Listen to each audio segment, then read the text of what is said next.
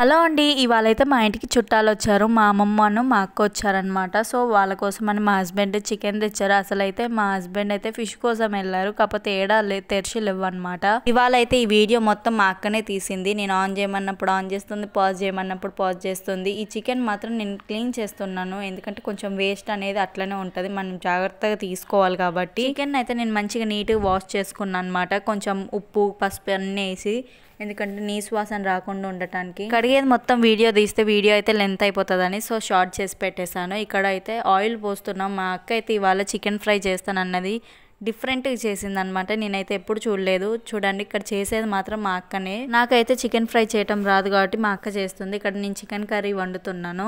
ఈ camera set చేసుకోవటానికే నాకు చాలాసేపు టైం పట్టిందనమాట. తర్వాత ఆయిల్ పోసుకొని ఉల్లిగడ్డ, పచ్చిమిరపకాయలు కట్ చేసుకునేవన్నీ ఆయిల్లో వేసి ఫ్రై చేసుకున్నాను. ఇక్కడ మెయిన్ మసాలా కొబ్బరి, దాల్చిన చెక్క, ఇలాచి, లవంగం ఇవి మిక్సీ పట్టుకోవాలి. తర్వాత టమాటాలు వేసి పేస్ట్ చేస్తే చాలా బాగుంటుంది. స్మెల్ కూడా చాలా బాగా వస్తుంది అనమాట.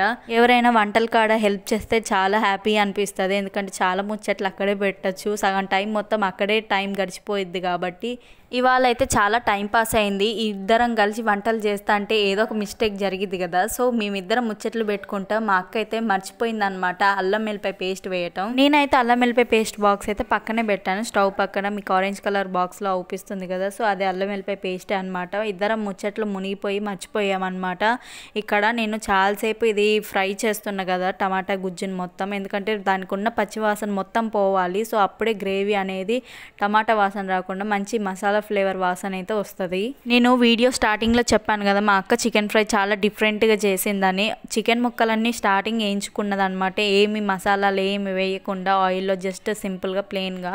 తర్వాత ఆ ఫ్రై చేసిన ఆయిల్ ని ఇంకో కళాయిలో తీసుకొని దాంట్లో ఉల్లిగడ్డ, పచ్చిమిరపకాయలు వేసి మంచిగా వేయించింది. తర్వాత ఈ చికెన్ పీసెస్ అన్ని యాడ్ చేసి ఉప్పు, కారం, పసుపు అన్ని యాడ్ చేసి లాస్ట్ కి అయితే అల్లం వెల్లిపాయ పేస్ట్ అయితే యాడ్ చేసింది. చాలా ఈజీ సింపుల్ గా అయిపోయింది అనమాట మా అక్క చేసిన చికెన్ ఫ్రై. టేస్ట్ కూడా చాలా బాగుంది. ఇక్కడ నేను చేసే చికెన్ కర్రీ అయితే నాకు గంట కూడా తిరగట్లేదు. సో మా అక్కని ఒక నిమిషం తిప్పమన్నా.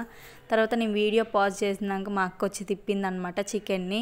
ఇక్కడ మా అక్క కొబ్బరి పొడి అయితే యాడ్ చేసింది. ఎంతో చేయలేదు, లైట్ కొంచెము. ఇంటికి చుట్టాలు వస్తే ఆ హడావుడి వేరే ఉంటుంది. ఈ వంటలన్నీ నేను ఒక్కదాన్ని చేస్తే ఖచ్చితంగా 2-3 గంటలు అవుతుంది. సో మా అక్క వచ్చి చేసింది కాబట్టి గంటలు అయిపోయింది అనమాట. ఈ వండుకుంటా పక్కన గిన్నెలన్నీ క్లీన్ చేసుకుంటే ఎప్పటికప్పుడు అన్నీ సదురుతున్నాను. నేను కర్రీ చేశాను. ఈ లోపల కరెంటు కూడా పోయింది. Please subscribe my channel. Taste అయితే చాలా బాగుంది.